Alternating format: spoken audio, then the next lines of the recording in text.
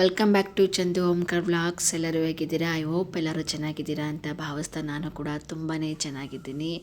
ಈ ಒಂದು ವ್ಲಾಗ್ನ ಬೇಗನೆ ಅಪ್ಲೋಡ್ ಮಾಡಬೇಕಿತ್ತು, ಬಟ್ ಕಾರಣಾಂತರಗಳಿಂದ ಬ್ಯುಸಿ ಇದರಿಂದ ಮಾಡಲಿಕ್ಕಾಗಿರಲಿಲ್ಲ. ಅದಕ್ಕೆ ಇವಾಗ ಟೈಮ್ ಸಿಕ್ಕಿದೆ, ಇವಾಗ ಅಪ್ಲೋಡ್ ಮಾಡ್ತಾ ಇದ್ದೀನಿ. ಸೊ ನಾನು ಬೆಂಗಳೂರಿಂದ ದಾವಣಗೆರೆಗೆ ಹೋಗ್ತಾ ಇದ್ದೀನಿ. ಯಾಕಪ್ಪ ಅಂದರೆ ತಂಗಿ ಮಗನ ನಾಮಕರಣ ಇತ್ತು. ತುಂಬ ದಿನಗಳಾಗಿತ್ತು. ಅಮ್ಮನ ಮನೆಗೆ ಹೋಗಿ ದೊಡ್ಡಪ್ಪ ದೊಡ್ಡಮ್ಮನ ಮಾತಾಡಿಸ್ದೆ, ಪಾಪನ ಮಾತಾಡಿಸ್ದೆ. ಯಾವಾಗಲೂ ವಿಡಿಯೋ ಕಾಲಲ್ಲೇ ಮಾತಾಡ್ತಾ ಇರ್ತಿದ್ದೆ. ಯಾವಾಗ ಹೋಗ್ತೀನಿ ಮನೆಗೆ ಎಲ್ಲರನ್ನೂ ಮಾತಾಡಿಸ್ತಾ ಪಾಪು ಜೊತೆಗೆ ಟೈಮ್ ಸ್ಪೆಂಡ್ ಮಾಡ್ತೀನಿ. ಇನ್ನು ನಾಳೆ ನಾಮಕರಣ ಇರೋದ್ರಿಂದ ಸೊ ಆ್ಯಕ್ಚುಲಿ ನಾನು ಮುಂಚೆನೇ ಒಂದು ದಿನ ಮುಂಚೆನೇ ಹೋಗ್ತಾ ಇದ್ದೀನಿ. ನಾನು 2 ಡೇಸು ಮತ್ತೆ ನಮ್ಮ ಮಗ ಅವ್ರ ಮನೆಗೆ ಹೋಗ್ತೀನಿ. ಯಾವಾಗಲೂ ವಿಡಿಯೋ ಕಾಲ್ ಮಾಡೋಕ್ಕಾಗ್ತಿರಲ್ಲ, ಅವಳು ಕೆಲಸದಲ್ಲಿ ಬಿಸಿ ಇರ್ತಾಳೆ, ಮನೆ ಕೆಲಸದಲ್ಲಿ. ಸೊ ಬೇಗನೆ ಹೋಗಬೇಕು ಅನ್ನೋದು ತುಂಬಾ ಆಸೆ ಆಗ್ತಾಯಿತ್ತು. ಇನ್ನು ನೈಟ್ ಹಸ್ಬೆಂಡ್ ಕೂಡ ಬಂದು ನನಗೆ ಟ್ರೈನ್ಗೆ ಡ್ರಾಪ್ ಮಾಡಿ ಹೋದರು, ಸೇಫಾಗಿ ಹೋಗಿ ಅಂತ. ಅವ್ರಿಗೂ ಸ್ವಲ್ಪ ಕೆಲಸ ಆಯಿತು. ನಾನು ನಾಮಕರಣ ದಿನವೇ ಬರ್ತೀನಿ ಅಂತ ಅಂದು ಸರಿಮಾ ಅಂತ ಹೇಳಿ ನನಗೆ ನೈಟೇ ಬಿಟ್ಟರು. ಇನ್ನು ಲೇಡೀಸ್ ಬೋಗಿಲಿ ಕುತ್ಕೊಂಡಾಗ ನನಗೆ ಸಿಕ್ಕಾಪಟ್ಟೆ ಭಯ ಆಯಿತು, ಯಾರು ಇಲ್ವಲ್ಲಪ್ಪ ಅಂತಂದು. ಬಟ್ ಒಳಗೆ ನೋಡಿದರೆ ಅಮ್ಮ ಮಗ ಇದ್ದರು, ಮಗಳು ಇದ್ದರು, ಒಂದು 3-4 ಜನ ಇದ್ದರು. ಇನ್ನು ಈ ಕಡೆ ಸೈಡ್ ನಾನು ಒಬ್ಬಳೇ ಇದ್ದೆ. ಸೊ ಹೆಂಗೂ ಟ್ರೈಪಾಡ್ ತೊಗೊಂಡೋಗಿದ್ದೆ, ಅದಕ್ಕೆ ವ್ಲಾಗ್ ಮಾಡ್ಕೊಳೋಣ, ಅದೊಂಥರ ವ್ಲಾಗ್ ಚೆನ್ನಾಗಾಗುತ್ತೆ. ಮಿನಿ ವ್ಲಾಗ್ ಮಾಡಬೇಕು ಅಂತ ಮಾಡ್ಕೊಂಡಿದ್ದು. ಸೊ ಇರಲಿ ಅಂತಂದು ನನ್ನ ಡೇ ಯಾವ ರೀತಿಯಾಗಿರುತ್ತೆ ಅಂತ ಫುಲ್ಲಾಗಿ ಒಂದು ವಿಡಿಯೋದಲ್ಲಿ ಅಪ್ಲೋಡ್ ಮಾಡಿದ್ದೀನಿ. ತುಂಬಾ ಖುಷಿ ಆಯಿತು. ಆಫ್ಟರ್ ಲಾಂಗ್ ಟೈಮ್ ನಾನು ಫಸ್ಟ್ ಟೈಮ್ ಲೇಡೀಸ್ ಹೋಗಿಲಿ. ಮುಂಚೆ ಆವಾಗ ಇವಾಗ ಒಂದ್ಸಲಿ ಕುತ್ಕೊಳ್ತಾ ಇದ್ದೆ. ಇದು ಲಾಂಗ್ ಟೈಮ್ ಮದುವೆ ಆದಮೇಲೆ ಇದೇ ಫಸ್ಟ್ ಟೈಮ್ ಕುತ್ಕೊಂಡಿದ್ಮೇಲೆ ಒಂಥರ ಸೇಫಾಗಿ ಅನ್ನಿಸ್ತು. ಯಾವಾಗಲೂ ಹಸ್ಬೆಂಡ್ ಜೊತೆಗೆ ನಾರ್ಮಲ್ ಬೋಗಿಲಿ ಕುತ್ಕೊಂಡಾಗ ಅಷ್ಟು ಕಂಫರ್ಟ್ ಅನಿಸ್ತಿರ್ಲಿಲ್ಲ. ವಾಶ್ರೂಮಿಗೆ ಹೋಗ್ಬೇಕಂದ್ರೂ ಏನೋ ಒಂಥರ ಎಲ್ಲ ನೋಡ್ತಿರ್ತಾರಲ್ಲ ಅನ್ನೋ ಒಂದು ಹಿಂಸೆ ಅನ್ನಿಸ್ತಾ ಇತ್ತು. ಬಟ್ ಈ ಲೇಡೀಸ್ ಬೋಗಿಲಿ ಎಷ್ಟು ಕಂಫರ್ಟ್ ಝೋನು ಅಂದರೆ ನಿಜವಾಗ್ಲೂ ನಾನು ಪ್ರತಿ ಸಲಿನೂ ಹೋಗುವಾಗ ನಮ್ಮ ಹಸ್ಬೆಂಡ್ಗೆ ನೀವು ಅಲ್ಲೇ ಹೋಗಿ, ನಾನು ಲೇಡೀಸ್ ಬೋಗಿಲೇ ಕುತ್ಕೊಂಡ್ಬಿಡ್ತೀನಿ ಅಂತ ಹೇಳ್ತೀನಿ. ಅಷ್ಟು ಸೇಫ್ ಝೋನ್ ಅಂತಲೇ ಅನಿಸುತ್ತೆ. ಯಾರಿಗಾದ್ರೂ ಟ್ರಾವೆಲಿಂಗ್ ಮಾಡಲಿಕ್ಕೆ ಭಯ ಅಂದರೆ, ಅದರಲ್ಲೂ ಟ್ರೈನಲ್ಲಿ ಹೋಗೋಕ್ಕೆ ಏನಾದರೂ ಭಯ ಆಯಿತು ಅನಿಸಿದರೆ ನಿಮಗೆ, ಲೇಡೀಸ್ ಬೋಗಿ 2 ಕೋಚ್ ಇರುತ್ತೆ. ಸ್ಟಾರ್ಟಿಂಗಲ್ಲಿ ಒಂದಿರುತ್ತೆ, ಎಂಡಲ್ಲಿ ಒಂದಿರುತ್ತೆ. ಆರಾಮಾಗಿ ಕೂತ್ಕೊಂಡು ಸೇಫಾಗಿ ನೀವು ನಿಮ್ಮ ಊರನ್ನ ತಲುಪೋದು. ನನಗಂತೂ ಸಿಕ್ಕಾಪಟ್ಟೆ ಖುಷಿ ಆಯಿತು. ವ್ಲಾಗ್ನೂ ಮಾಡ್ಕೊಂಡಿದ್ದೀನಿ. ನಾನು ಮಾರ್ನಿಂಗ್ ನನ್ನ ರೂಟೀನ್ ಏನೆಲ್ಲ ಇರುತ್ತೆ ಟ್ರೈನಲ್ಲೇ ಮಾಡ್ಕೊಂಬಿಟ್ಟೆ. ಮನೆಗೆ ಹೋಗಿ ಮಾಡೋದು, ಅದಕ್ಕೆ ಟೈಮ್ ಕೊಡುವಂಥದ್ದು ಏನು ನೆಸೆಸಿಟಿ ಇರಲಿಲ್ಲ. ತುಂಬಾ ಖುಷಿ ಆಯಿತು. ಇನ್ನು ಮನೆಗೆ ಹೋದರೆ ಫ್ಯಾಮಿಲಿ ಎಲ್ಲ ಬಂದಿರ್ತಾರೆ. ಸೊ ಅವಾಗ ನಾಮಕರಣ ಇರೋದನ್ನ ಎಲ್ಲರೂ ಬರ್ತಿರ್ತಾರಲ್ವ, ಸರಿಯಾಗಿ ಮಾಡಬೇಕು ಅಂತ ಅನಿಸಲ್ಲ. ಇನ್ನು ಮನೆಗೆ ಏನೇನೋ ಒಂದಿಷ್ಟು ಐಟಮ್ಸ್ ತರೋದಿತ್ತು. ನಾಮಕರಣಕ್ಕೆ ಒಂದಿಷ್ಟು ಪಾಪಗಾಗಿರ್ಬೋದು, ನಮಗೆ ಜ್ಯುವೆಲರ್ಸ್ ಆಗಿರ್ಬೋದು, ನನ್ನ ತಂಗಿಗೆ ಜ್ಯುವೆಲರ್ಸು, ಸ್ಯಾರಿಗೆ ಎಲ್ಲ ಮ್ಯಾಚ್ ಬೇಕು, ಎಲ್ಲನೂ ತರೋದಿತ್ತು. ಪ್ರಿಪ್ರೇಷನ್ ಮಾಡ್ಕೊಡೋದು ತುಂಬಾ ಇತ್ತು. ಅದಕ್ಕೆ ಟೈಮ್ ಸಿಗೋಲ್ಲ. ಈಗ ಹೆಂಗೂ ಯಾರೂ ಇಲ್ಲ, ಬಟ್ ಯಾರಿದ್ದರೂ ನಾನು ಆರಾಮಾಗಿ ಕುತ್ಕೊಂಡು ಮೆಡಿಟೇಷನ್ ಮಾಡ್ತಾಯಿದ್ರೆ ಸ್ವಲ್ಪ ಎಕ್ಸ್ಟ್ರಾ ಮಾಡ್ಕೊಂಡಿದ್ದೀನಿ. ಒಂಥರ ತುಂಬಾ ಖುಷಿ ಆಯಿತು. ಟ್ರೈನಲ್ಲೂ ವ್ಲಾಗ್ ಮಾಡ್ಬೋದಲ್ಲ, ಆ್ಯಕ್ಚುಲಿ ರೀಲ್ಸ್ ಮಾಡೋದಾಗಿರ್ಬೋದು ಅಥವಾ ಇನ್ನೇನೋ ಅಂದರೆ ವಿಡಿಯೋ ಎಲ್ಲ ಮಾಡ್ಕೊತಾರೆ. ಬಟ್ ಈ ರೀತಿಯಾಗಿ ಮೆಡಿಟೇಷನ್ ಆಗಿರ್ಬೋದು, ನನ್ನ ಮಾರ್ನಿಂಗ್ ಏನೆಲ್ಲ ರುಟೀನ್ ಇರುತ್ತೆ ಅದನ್ನೆಲ್ಲ ಮಾಡಿಕೊಂಡೆ. ಅದು ತುಂಬಾ ಖುಷಿ ಆಯಿತು. ಅದು ವ್ಲಾಗ್ ಮಾಡ್ಕೊಂಡಿದ್ದು ಒಂಥರ ಲೈಫ್ ಟೈಮ್ ಮೆಮೊರಿ ಅಂತಲೇ ಹೇಳ್ಬೋದು. ಸಿಕ್ಕಾಪಟ್ಟೆ ಖುಷಿ ಆಯಿತು. ಇನ್ನೆಲ್ಲ ಮುಗಿಸ್ಕೊಂಡು ಅದಾದಮೇಲೆ ಇವತ್ತಿನ ಡೇಲಿ ಏನೇನು ಮಾಡಬೇಕು ಅನ್ನೋದನ್ನ ಒಂದು ಟೈಮ್ ಟೇಬಲ್ ನನ್ನ ಪ್ರತಿನಿತ್ಯ ಅದೊಂದು ಅಭ್ಯಾಸ ಆಗಿಬಿಟ್ಟಿದೆ. ಲೇಟಾಗಿದ್ದಾಗ ಅದನ್ನು ಫಾಲೋ ಮಾಡಲಿಕ್ಕೆ ಆಗಲ್ಲ, ಟೈಮ್ ಸಿಗೋದಿಲ್ಲ. ಬಟ್ ರ್ಯಾಂಡಮಾಗಿ ಏನೇನು ಮಾಡ್ಕೋಬೇಕು ಅಂತ ತಲೆಯಲ್ಲೇ ಇಟ್ಕೊಂಡಿರ್ತೀನಿ. ಇದಕ್ಕೆ ಈ ಕೆಲಸ ಕಂಪ್ಲೀಟ್ ಮಾಡಬೇಕು ಅಂತ ಕಂಪ್ಲೀಟ್ ಮಾಡ್ತೀನಿ. ಬಟ್ ಟೈಮ್ ಇತ್ತು ಅಂದಾಗ ಮಾರ್ನಿಂಗ್ ಬೇಗ 4 ಗಂಟೆ ಇದ್ದಾಗ ನಾನೆಲ್ಲ ಪಟ ಅಂತ ನೀನೇನು ಮಾಡಬೇಕು ಇವತ್ತಿನ ಎಷ್ಟೇ ಕಷ್ಟ ಇದ್ರೂ ಮಾಡಬೇಕು ಅಂತ ಕಂಪಲ್ಸರಿಯಾಗಿ ಟೈಮ್ ಟೇಬಲ್ ಹಾಕ್ಕೊಂಡ್ಬಿಡ್ತೀನಿ. ಸೊ ಅದನ್ನ ಹಾಕ್ಕೊಂಡು ಎಕ್ಸ್ಟ್ರಾ ಇವತ್ತಿನ ದಿನ ನನಗೆ ಸ್ವಲ್ಪ ಬ್ಯುಸಿ ಇತ್ತು. ಯಾಕಂದರೆ ಶಾಪಿಂಗ್ ಮಾಡೋದಿತ್ತು, ಜ್ಯುವೆಲರಿ ತೊಗೊಳೋದಿತ್ತು, ಮತ್ತು ಪಾಪಗೆ ಬಟ್ಟೆ ತೊಗೊಳೋದಿತ್ತು. ಇನ್ನು ನನ್ನ ಹಸ್ಬೆಂಡ್ಗೂ ಕೂಡ ಬಟ್ಟೆ ಪರ್ಚೇಸ್ ಮಾಡಬೇಕಿತ್ತು. ತುಂಬಾ ಪ್ಲ್ಯಾನಿಂಗ್ ಇತ್ತು. ಅದಕ್ಕೆ ಏನೇನು ಪ್ಲ್ಯಾನಿಂಗು ಏನೆಲ್ಲ ಇವತ್ತು ಕಂಪ್ಲೀಟ್ ಮಾಡಬೇಕು. ಇದೊಂದು 1 ಡೇ ಇರೋದು, ಮತ್ತು ನೆಕ್ಸ್ಟ್ ಡೇಗೆ ಪಾಪು ನಾಮಕರಣ ಇದೆ. ಸೊ ಹಾಗಾಗಿ ಎಲ್ಲನೂ ತುಂಬ ಚೆನ್ನಾಗಿ ಮಾಡಬೇಕು ಅಂತ ಅಂದ್ಕೊಂಡಿದ್ದೆ. ನನ್ನ ತಂಗಿ ಮದುವೆಲಿ ಅಷ್ಟು ನನಗೆ ಲುಕ್ ಅನ್ನಿಸ್ತಾ ಇರಲಿಲ್ಲ. ನನಗೆ ಮೇಕಪ್ ಆಗಿರ್ಬೋದು, ನನ್ನ ಒಂದು ಸ್ಯಾರಿ ತೊಗೊಂಡಿದ್ದೆ, ಬಟ್ ಅಷ್ಟು ಚೆನ್ನಾಗಿ ಅನ್ನಿಸ್ತಾ ಇರಲಿಲ್ಲ. ಇನ್ನು ನಿಮಗೆ ಗೊತ್ತಿರುತ್ತೆ 3 ಇಯರ್ಸ್ ಹಿಂದೆ ನಮ್ಮ ಮೈಂಡ್ಸೆಟ್ಟು ಅಷ್ಟು ಜಾಸ್ತಿ ಇದು ಇರೋದಿಲ್ಲ. ಹಿಂಗೊಂದು ರ್ಯಾಂಡಮಾಗಿ ರೆಡಿ ಆಗಬೇಕಾ, ಒಂದು ಸ್ಯಾರಿ, ಒಂದಿಷ್ಟು ಜ್ಯುವೆಲರ್ಸು, ಆ ಥರ ಇತ್ತು. ಹಂಗೆ ಕಾಲ ತಕ್ಕಂಗೆ ನಾವು ಕೂಡ ಬದಲಾಗ್ತಾ ಇರಬೇಕಲ್ವ. ಹಾಗಾಗಿ ಅಷ್ಟು ನನ್ನ ತಂಗಿ ಮದುವೆಲಾಗಿರ್ಬೋದು, ಆ ಮಗಳ ನಾಮಕರಣದಲ್ಲಿ ಆಗಿರ್ಬೋದು ಅಷ್ಟು ಚೆಂದ ರೆಡಿ ಆಗಿರಲಿಲ್ಲ.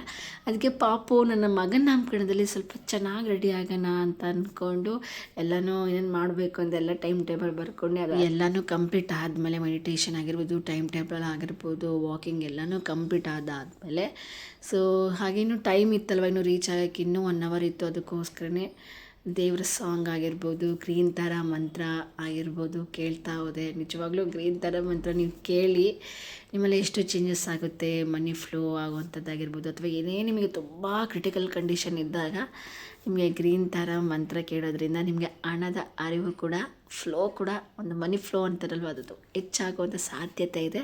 ಬಟ್ 1 ಡೇ 2 ಡೇ ಮಾಡಿದರೆ ಆಗಲ್ಲ. ಯಾವುದೇ ಕೆಲಸ ಮಾಡಬೇಕಂದ್ರೂ ಕನ್ಸಿಸ್ಟೆನ್ಸಿ ಈಸ್ ಕೀ. ಸೊ ಅದ್ರ ಪ್ರಕಾರನೇ ಮಾಡಬೇಕಾಗುತ್ತೆ.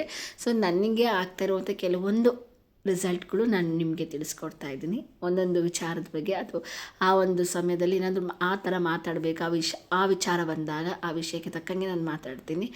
ಸೊ ನೋಡ್ತಾ ಇರ್ಬೋದು, ನಾವು ಮಿಡ್ನೈಟ್ ಮನೆ ಬಿಟ್ಟಿದ್ದು 11:45 ಅನಿಸುತ್ತೆ.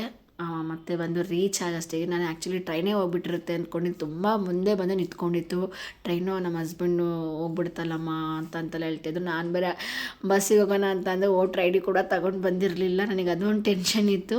ಬಟ್ ಫುಲ್ ಮುಂದೆ ನಿಂತ್ಕೊಂಡಿತ್ತು.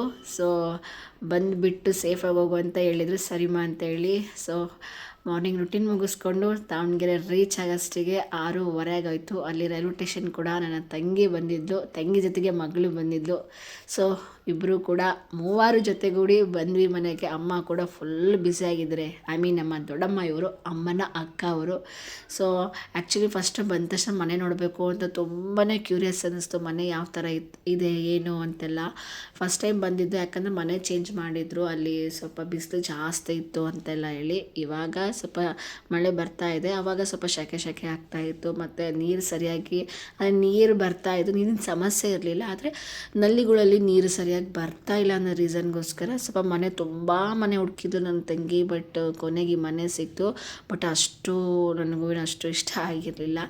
ಸೊ ಎಲ್ಲ ಕೆಲಸ ಮುಗಿಸ್ಕೊಂಡು ಕೂತ್ಕೊಂಡಿದ್ವಿ. ನೋಡಿ ನಮ್ಮ ದೊಡ್ಡಮ್ಮ ಅವರು ಹಸ್ಬೆಂಡ್ಗೆ ಎಷ್ಟು ಕೇರ್ ಮಾಡ್ತಾರೆ. ನಿಜವಾಗ್ಲೂ ಇದ್ದರೆ ಎಷ್ಟೇ ವಯಸ್ಸಾದರೂ ಮೊಮ್ಮಕ್ಕಳು ಕಂಡ್ರೂ ಗಂಡ ಹೆಂಡತಿ ಪ್ರೀತಿ ಹಾಗೇ ಇದೆ. ನಿಜವಾಗ್ಲೂ ಅವ್ರು ನೋಡಿ ಕಲೆ ತುಂಬ ಇದೆ. ಒಬ್ರನ್ನೊಬ್ರು ಬಿಟ್ಕೊಡೋದಿಲ್ಲ. ಅದೇ ಖುಷಿ ವಿಚಾರ. ನಮ್ಮ ತಂಗಿ ಮಗನ ನಾಮಕರಣ ಇದೆ. ಸೊ ಅದಕ್ಕೋಸ್ಕರ ಆಲ್ರೆಡಿ ತುಂಬ ಪ್ರಿಪ್ರೇಷನ್ ನಡೀತಾ ಇದೆ ಅವ್ರ ಹಸ್ಬೆಂಡಿಂದು.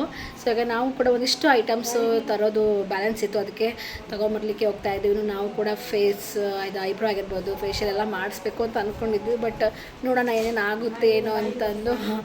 ನೋಡಿ ಎಷ್ಟು ಬ್ಯುಸಿ ಆಗಿದ್ರೆ ನನ್ನ ತಂಗಿ ಅಂತ ನನಗೆ ಮಾತಾಡೋಕ್ಕಾಗ್ತಿಲ್ಲ, ಅಷ್ಟು ಬ್ಯುಸಿ ಇದ್ದೀವಿ. ಈಗ ನಾಳೆ ಇರೋದ್ರಿಂದ ಆ್ಯಕ್ಚುಲಿ ನಾವು ಕೂಡ ಪ್ಲ್ಯಾನೇ ಮಾಡ್ಕೊಂಡಿದ್ದಿಲ್ಲ. 2 ದಿವಸದಿಂದ ಅಷ್ಟೇ ರೆಡಿ ಮಾಡಿಕೊಂಡು ಪ್ಲ್ಯಾನ್ ಮಾಡ್ಕೊಂಡಿರೋದು ಏನೇನು ಮಾಡಬೇಕು ಅಂತಂದು.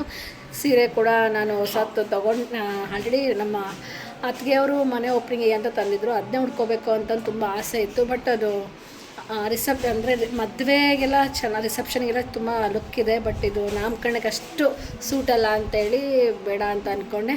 ಸೊ ಅದಕ್ಕೋಸ್ಕರ ನನ್ನ ತಂಗಿ ಮದುವೆ ಸೀರೆನ ಉಡಬೇಕು ಅಂತ ಅಂದ್ಕೊಂಡಿದ್ದೀನಿ. ಬ್ಲೌಸ್ ಕೂಡ ಅವಳು ಸಿಕ್ಕಾಪಟ್ಟೆ ತೊಳಗಿದ್ದಲ್ಲಿ, ನಾನು ಕೂಡ ಅವಳ ಥರ ಇಲ್ಲ, ನೋಡಿದ್ರೆ ಗೊತ್ತಾಗುತ್ತೆ ಅದು ಸ್ವಲ್ಪ ದಪ್ಪ ಇರೋದ್ರಿಂದ. ಈಗ ಅದನ್ನೆಲ್ಲ ಈಗ ಫಸ್ಟ್ ಏನೇನು ಹೊರಗಡೆ ಕೆಲಸನೆಲ್ಲ ಮುಗಿಸ್ಕೊಂಡು ಬಂದು ಅದಾದಮೇಲೆ ಬ್ಲೌಸ್ದೆಲ್ಲ ನೋಡಬೇಕು. ಈಗ ಫಸ್ಟು ಹೊರಗಡೆ ಏನು ಕೆಲಸ ಇದೆ ಅಂತ ಎಲ್ಲ ಮಾಡ್ಕೊಂಬರಬೇಕು. ಏನೆಲ್ಲ ಪ್ರಿಪ್ರೇಷನ್ ನಾವು ಮಾಡ್ಕೊಂಡಿದ್ದೀವಿ ಅಂತ ನಿಮಗೆ ತೋರಿಸ್ತಾ ಹೋಗ್ತೀನಿ. ನಾವು ಫಸ್ಟ್ ಬಂದಿದ್ದೆ ನನ್ನ ತಂಗಿಗೆ ಜ್ಯುವೆಲರ್ಸ್ ತೊಗೊಳೋಣ ಅಂತಂದು. ಗೋಲ್ಡ್ ಅಲ್ಲ, ಗೊತ್ತಿರ್ಬೋದು, ಆರ್ಟಿಫಿಷಿಯಲ್. ಬಟ್ ಸೆಟ್ ತೊಗೋಬೇಕು, ಓನಾಗಿ ತೊಗೊಳೋಣ ಅಂತ ಅಂದ್ಕೊಂಡ್ವಿ. ಯಾಕಂದರೆ ನಾವು ರೆಂಟಿಗೆ ಕೇಳ್ತಾ ಇದ್ದೀವಿ. ರೆಂಟಿಗೆ 1000 ರೂಪಾಯಿ ಹೇಳ್ತಿದ್ರೆ, ಅಂದರೆ ಸೆಟ್ ಎಲ್ಲ ಇರುತ್ತೆ ನೋಡಿ. ಡಾಬ್ ಆಗಿರ್ಬೋದು, ಬೇತಾಲಿ ಸೆಟ್ಟು, ನಮ್ಮ ಕಡೆ ಬೇತಾಲಿ ಸೆಟ್ ಅಂತ ಹೇಳ್ತೀವಿ. ಬೇತಾಲಿ ಮಣಿ ಆಗಿರ್ಬೋದು, ನೆಕ್ಲೆಸ್ ಟೈಪ್ ಆಗಿರ್ಬೋದು, ನೆಕ್ಕು ಲಾಂಗು ಡಾಬ್ ಎಲ್ಲ ಸೇರಿ 1000 ಅಂದ್ಬಿಟ್ರೆ ನನಗೆ ಶಾಕ್ ಆಗೋಯ್ತು. ಏನು ಇಷ್ಟು ರೇಟ್ ಹೇಳ್ತಾ ಇದ್ದಾರೆ ಅಂತ ಅಂದ್ಕೊಂಡು ಅದಕ್ಕೆ ಓನಾಗಿ ಪರ್ಚೇಸ್ ಮಾಡಿದರೆ ಲೈಫ್ ಟೈಮ್ ಇರುತ್ತೆ. ಇನ್ನು ಬೇರೆ ಬೇರೆ ಫಂಕ್ಷನ್ಸ್ಗಳಿಗೆ, ಇನ್ನು ಮದುವೆ ಟೈಮಿಗೆಲ್ಲ ಹಾಕ್ಕೊಂಡು ಹೋಗೋಣ ಅಂತೆಲ್ಲ ಹೇಳಿ. ಸೊ ನೋಡಿ ನಾವೆಲ್ಲ ಅಲ್ಲಿ ಏನೇನು ಬೇಕೋ ಸ್ಟಿಕ್ಕರ್ಸ್ ಆಗಿರ್ಬೋದು, ಬಳೆ ಎಲ್ಲ ಏನೇ ನೀಡಿದೇನೋ ನಾಳೆ ಫಂಕ್ಷನಿಗೆ ಇದೆಲ್ಲ ತೊಗೊಂಡ್ವಿ, ಬಟ್ ಸೆಟ್ ತೊಗೊಳ್ಳಿಲ್ಲ. ಸುಮ್ಮನೆ ಯಾಕೋ ನನಗೆ ಇಷ್ಟ ಆಗಲಿಲ್ಲ, ಅಷ್ಟು ತೊಗೊಂಡು ದುಡ್ಡು ಕೊಟ್ಟು ಬೇಡ. ಬಟ್ ಆ ಸ್ಯಾರಿಗೆ ಅದು ಮ್ಯಾಚ್ ಆಗ್ತಾ ಇರಲ್ಲ, ಸಿಂಪಲಾಗಿ ಅನ್ನಿಸ್ತಾ ಇತ್ತು. ಸ್ಯಾರಿ ಸಿಂಪಲ್ಲಾಗಿ ಬಟ್ ಲುಕ್ ಇದೆ, ಲುಕ್ಕಿಗೆ ತಕ್ಕಂಗೆ ಗ್ರ್ಯಾಂಡ್ ಜುವೆಲರ್ಸ್ ಹಾಕ್ಕೊಂಡ್ರೆ ತುಂಬ ಲುಕ್ ಇನ್ನೂ ಜಾಸ್ತಿ ಆಗುತ್ತೆ, ಕಾಣಿಸುತ್ತೆ. ಅದಕ್ಕೋಸ್ಕರನೇ ಅದು ಬೇಡ, ರೆಂಟಿಗೆ ತೊಗೊಬಿಡೋಣ ಅಂತ ಅಂದ್ಕೊಂಡು ಫೈನಲ್ ಆಗಿ 1000 ಇದ್ದು 800 ಮಾಡಿಸಿದ್ವಿ. ಅದು ನಾಳೆ ನಮ್ಮ ತಂಗಿ ವೇರ್ ಮಾಡ್ತಾಳೆ, ಯಾವ ರೀತಿಯಾಗಿ ಕಾಣಿಸುತ್ತೆ ಅಂತ ನಾನು ಹೇಳ್ತೀನಿ. ಸೊ ಅದೆಲ್ಲ ಮುಗಿಸ್ಕೊಂಡು ಬೇರೆ ಐಟಮ್ಸ್ ಅಲ್ಲೇ ತೊಗೊಂಡು ಅಲ್ಲೇ ಟೈಮ್ ಆಗೋಗ್ಬಿಡ್ತು. ಹೋಗಿದ್ದೆ ನಾನು ಸ್ವಲ್ಪ ಫ್ರೆಶ್ ಅಪ್ ಆಗಿ ನಾನು ಬಂದಿದ್ದು ಒಂದು ಮನೆ ಬರೋಷ್ಟಿಗೆ 7 ಗಂಟೆ ಆಗೋಯ್ತು. ಸೊ ಬಂದು ಫ್ರೆಶ್ ಅಪ್ ಆಗಿ ಸ್ವಲ್ಪ ಒಂದಿಷ್ಟು ಕೆಲಸ ಮಾಡಿಕೊಂಡು ಹೋಗೋಷ್ಟಿಗೆ ಒಂದು 10 ಗಂಟೆ ಆಯಿತು. ಅದಕ್ಕೋಸ್ಕರ ಪಾಪು ಬರೇ 1 ಅವರ್ಗೂ ನಾವು ಎಲ್ಲೇ ಹೋದ್ರೂ 1 ಅವರ್ ಅನ್ನೋಷ್ಟಿಗೆ ಮುಗಿಸ್ಕೊಂಡು ಮತ್ತೆ ಬರಬೇಕಾಗಿತ್ತು. ಯಾಕಂದರೆ ಪಾಪ ಚಿಕ್ಕದಲ್ವಾ, 5 ಮಂತ್ಸ್ ಬೇಬಿ. 4 ಮಂತ್ಸ್ ಕಂಪ್ಲೀಟ್ ಆಗಿದೆ, ಬಟ್ 5 ಮಂತ್ಸ್ ಕಂಪ್ಲೀಟ್ ಆಗಿಲ್ಲ. 5 ಮಂತ್ಸ್ ರನ್ನಿಂಗ್ ಇತ್ತು, 2 ಡೇಸ್ ಮಾತ್ರ ಇತ್ತು ರನ್ನಿಂಗಿಗೆ. ಸೊ ಪಾಪುಗೆ ಹೊಟ್ಟೆ ಬೇರೆ ಹಸಿತಾ ಇರುತ್ತೆ, ಅದಕ್ಕೋಸ್ಕರ ನಾವು ಪಾಪುನ ನೋಡ್ಕೋಬೇಕಾಗುತ್ತೆ. ಮತ್ತು ಎಲ್ಲ ಕಡೆಗೂ ಹೋದರೂ ಕೂಡ ಪಾಪುನ ಕರ್ಕೊಂಡು ಹೋಗಲಿಕ್ಕೆ ಆಗೋದಿಲ್ಲ. ಅದಕ್ಕೋಸ್ಕರ ಪಾಪುಗೆ ಹಾಲು ಕುಡಿಸಿ ಮತ್ತು ಬೇರೆ ಕಡೆ ಏನೆಲ್ಲ ಕೆಲಸ ಇದೆ ಅದೆಲ್ಲ ಮುಗಿಸ್ಕೊಂಡು ಮತ್ತು ಎಲ್ಲ ಕಡೆಗೂ ವಿಡಿಯೋ ಮಾಡಲಿಕ್ಕೆ ಆಗ್ತಾ ಇರಲಿಲ್ಲ, ಅಷ್ಟು ಬ್ಯುಸಿ ಆಗ್ತಾಯಿತ್ತು. ಇನ್ನು ನಮ್ಮ ತಂಗಿ ಕೂಡ ಫೋನ್ ಕಾಲಲ್ಲಿ ಯಾರಿಗೆ ಕರೆದಿಲ್ಲ ಅವನ್ನೆಲ್ಲ ನೆನೆಸ್ಕೊಂಡು ನೆನಪು ಎಲ್ಲ ಕರೆದು, ಮತ್ತು ಯಾರಿಗೆಲ್ಲ ಕರೆದಿದ್ಲೋ ಅವ್ರಿಗೆ ಇನ್ನೊಂದು ಸಲ ಮತ್ತು ನೆನಪು ಮಾಡ್ಕೊ ಅಂತ ಕರಿತಾ ಇದ್ಲು.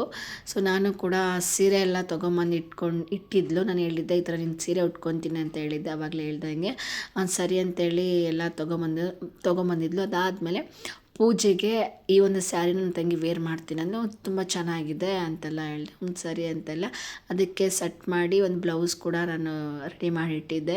ಈ ಬ್ಲೌಸ್ನೇ ಹಾಕೋ ಅಂತಂದು ಸರಿ ಅಂತೇಳಿ, ಬಟ್ ಇಲ್ಲ ಅದು ಬ್ಲೌಸ್ ಹೊಲಿಸಿದ್ದೀನಿ ಅಂತ ಹೇಳಿದ್ಲು. ಸರಿ ಅಂತ ಅಂದ್ಕೊಂಡು ನೋಡಿದೆ, ತುಂಬ ಚೆನ್ನಾಗಿದೆ, ಫೋಟೋ ಲುಕ್ ಇದೆ, ಬಟ್ ನೋಡೋಕ್ಕೆ ಅಂದರೆ ಕ್ವಾಲಿಟಿ ಅಷ್ಟು ಇಲ್ಲದೆ ಇರ್ಬೋದು, ವೇರ್ ಮಾಡಿದಾಗ ತುಂಬ ಲುಕ್ ಇತ್ತು. ಅದಕ್ಕೆ ಇದನ್ನು ಪೂಜೆಗೆ ಉಟ್ಕೊತೀನಿ ಅಕ್ಕ ಅಂದ್ಲು. ಅಕ್ಕ ಅನ್ನೋದೇ ಇಲ್ಲ ಬಿಡಿ, ಉಟ್ಕೊತೀನಿ ಚಂದ್ರಿಕಾ ಅಂದ್ಲು. ಸರಿಮಾ ಅಂತೇಳಿ ನನ್ನ ಸ್ಯಾರಿ ಎಲ್ಲಿದೆ ಅಂತ ಅಂದೆ. ಇಲ್ಲಿ ತಂದಿದ್ದೀನಿ ನೋಡು, ಬ್ಲೌಸ್ ಏನಾದರೂ ಸ್ಟಿಚ್ ಏನಾದರೂ ಬಿಚ್ಚಿದೆ ಅಂದೆ. ಇಲ್ಲ ನೀನೇ ಬಿಚ್ಕೋಬೇಕಾದ್ರೆ ಟೈಮ್ ಇಲ್ಲ ಅಂತ ಅಂದ್ಲು.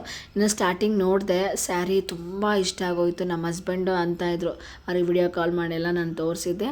ಅವ್ರಂತಂದ್ರೆ ನೀನು ಈ ಥರ ಸೀರೆ ತೊಗೋಬೇಕು, ನೀನು ಈ ಥರ ಸೀರೆ ಚೆನ್ನಾಗಿ ಕಾಣಿಸುತ್ತೆ, ಮದುವೆ ಟೈಮಲ್ಲಿ ಈ ಥರ ಸೀರೆ ತಗೊಂಡಿದ್ದು ತುಂಬ ಚೆನ್ನಾಗಿರ್ತಾ ಇತ್ತು ಸ್ಯಾರಿನ ಅಂತಂದಿದ್ರು. ಇರಲಿ ಬಿಡಿ, ನನಗೆ ಅದು ಪಿಂಕ್ ಇಷ್ಟ ಆಯಿತು. ಅದು ಆವಾಗ 3 ಇಯರ್ಸ್ ಬ್ಯಾಕು ಈ ಥರ ಸ್ಯಾರಿಗಳು ಟ್ರೆಂಡ್ ಇತ್ತು. ಇವಾಗ ನಾನು ನನ್ನ ಮದುವೆಯಲ್ಲಿ ಹುಟ್ಟಿದಂದು ಅದು ಟ್ರೆಂಡ್ ಇದೆ. ಟ್ರೆಂಡಿಂಗ್ ತಕ್ಕಂಗೆ ನಾವು ಕೂಡ ಚೇಂಜ್ ಆಗ್ತಾ ಇರಬೇಕಾಗುತ್ತೆ. ಬಟ್ ಈ ಸ್ಯಾರಿ ಎಷ್ಟು ಲುಕ್ ಕಾಣಿಸ್ತಿತ್ತು ನನಗೆ ಅಂದರೆ ಸಿಕ್ಕಾಬಟ್ಟೆ ನನಗಂತೂ ನನಗೆ ಕೊಟ್ಬಿಡು ಅನ್ನೋ ಅಷ್ಟು ನನಗೆ ಖುಷಿ ಇತ್ತು. ಬಟ್ ಅದು ಮದುವೆ ಸ್ಯಾರಿ ಅಲ್ವಾ, ಆ ರೀತಿಯಾಗಿ ಕೇಳಲಿಕ್ಕಾಗಲ್ಲ. ಸಿಕ್ಕಾಬಟ್ಟೆ ಇಷ್ಟ ಆಗೋಯಿತು, ಅಷ್ಟೇ ಬ್ಯೂಟಿಫುಲ್ಲಾಗಿ ಕಾಣಿಸ್ತಾ ಇತ್ತು. ಇನ್ನು ಎಲ್ಲನೂ ಬ್ಲೌಸ್ ಮಾತ್ರ ತುಂಬ ಗ್ರ್ಯಾಂಡಾಗಿ ಸ್ಟಿಚ್ ಮಾಡಿಸಿದ್ದು, ಎಷ್ಟು ಲುಕ್ ಕಾಣಿಸ್ತಿತ್ತು ಅಂದರೆ ನಾವು ಕೂಡ ಮೇಕಪ್ನವ್ರಿಗೆ ಹೇಳಿದ್ವಿ, ಅವ್ರು ನಮಗೆ ಪರಿಚಯ ಇರೋರಿಗೆ. ಲಾಸ್ಟ್ ಟೈಮು ನನ್ನ ಮಗಳ ನಾಮಕರಣದಲ್ಲೂ ಅವರೇ ಮೇಕಪ್ ಮಾಡಿದರು, ಈ ಬಾರಿನೂ ಅವರೇ ಮೇಕಪ್ ಮಾಡಿದರು. ಬಟ್ ತುಂಬಾ ಚೆನ್ನಾಗಿತ್ತು, ತುಂಬ ಇಷ್ಟ ಆಗೋಯಿತು. ನೀವು ನೋಡ್ತಾ ಇರ್ಬೋದು ಸ್ಯಾರಿ ಎಲ್ಲ ಎಷ್ಟು ಇಷ್ಟ ಆಗೋಯಿತು ಅಂದರೆ ಆಲ್ಮೋಸ್ಟ್ ಅವಾಗೆಲ್ಲ ಈ ಥರ ಅಂದರೆ ಒಂದು 3-4 ಇಯರ್ಸ್ ಬ್ಯಾಕ್ ಈ ಥರನೇ ಸ್ಯಾರಿ ವೇರ್ ಮಾಡ್ತಾರೆ. ಇದರಲ್ಲಿ ತುಂಬ ಕಲೆಕ್ಷನ್ಸ್ ಎಲ್ಲ ಇದೆ. ನನಗೆ ಈ ಸ್ಯಾರಿ ತುಂಬ ಇಷ್ಟ ಆಗೋಯಿತು. ಅವಳಿಗೊಂದ್ಸಲಿ ಕೇಳಿದೆ ಹಂಗೆ ತಮಾಷೆಗೆ, ಈ ಸ್ಯಾರಿ ನನಗೆ ಕೊಡು ಅಂತ.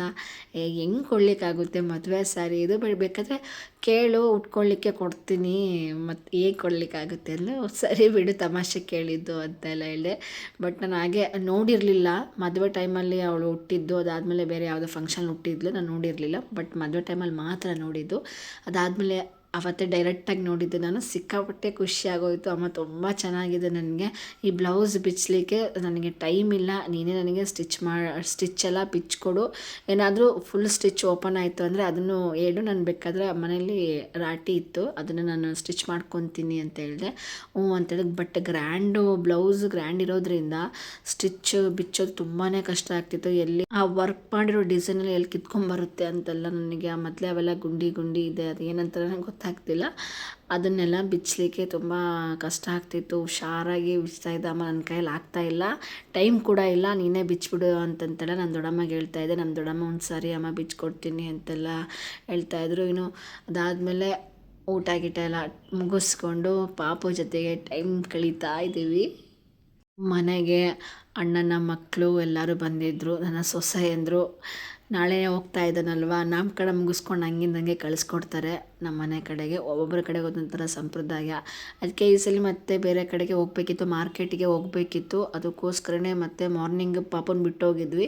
ಈಗಲೂ ಬಿಟ್ಟೋದ್ರೆ ಬರೋದು ಲೇಟ್ ಆಗುತ್ತೆ, ಮತ್ತು ಪಾಪು ಅಳುತ್ತೆ, ಚಿಕ್ಕ ಮಗು ಅಲ್ಲ ಅಂದ್ಕೊಂಡು ಸರಿ ಕರ್ಕೊಂಡು ಹೋದ್ರೆ ಆಯಿತು ತೊಗೊಳಪ್ಪ ಅಂತೇಳಿ ಕರ್ಕೊಂಡು ಹೋಗ್ತಾಯಿದ್ವಿ. 4 ಗಂಟೆ ಸುಮಾರು ಹಂಗೆ ಹೋಗ್ತಾ ಇದ್ರದ್ದು. ನನ್ನ ಮಗನಿಗೆ ನನ್ನ ಸೊಸೆಯಂದರು ಎಲ್ಲ ಚೆಂದ ರೆಡಿ ಮಾಡಿದರು. ಸ್ವಲ್ಪ ನಾವು ರೆಡಿ ಆಗ್ತೀವಿ, ನಿನ್ನ ಮೊಮ್ಮಗನ ಎತ್ಕೊಳ್ಳಮ್ಮ ಅಂತೇಳಿ ನಮ್ಮ ಅಮ್ಮನ ಕೈಯಲ್ಲಿ ಕೊಟ್ಟು ನಾವು ಕೂಡ ರೆಡಿ ಆಗ್ತಾಯಿದ್ವಿ.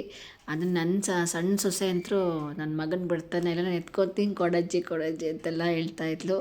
ಅದೇನೋ ಮಕ್ಕಳುಗಳಿಗೂ ಕೂಡ ಇನ್ನೂ ಚಿಕ್ಕ ಮಕ್ಕಳು ಅಂದರೆ ತುಂಬಾ ಇಷ್ಟಪಡ್ತಿರ್ತಾರೆ.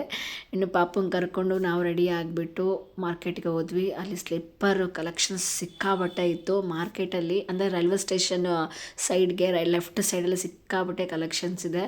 ಗೊತ್ತಿರ್ಬೋದು ದಾವಣಗೆರೆಯಲ್ಲಿ ಇರೋವಂಥವ್ರಿಗೆ. ನನಗೆ ತುಂಬ ಇಷ್ಟ ಆಯಿತು.